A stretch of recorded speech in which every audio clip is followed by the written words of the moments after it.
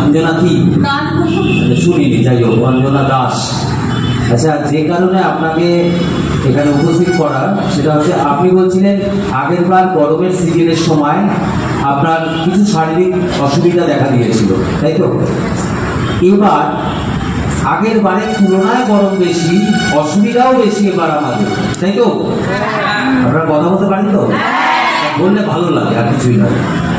আগের বারের গরম এবারের গরম বলছে রেকর্ড গরম আছে। আগের বার যদি ওনার কিছু শারীরিক সমস্যা হয় তাহলে সেটা এবার বেশি হওয়া দরকার। এবার কি আপনার আগের বারের মতো যে শারীরিক অসুবিধা কি কি ছিল একটু বলবেন?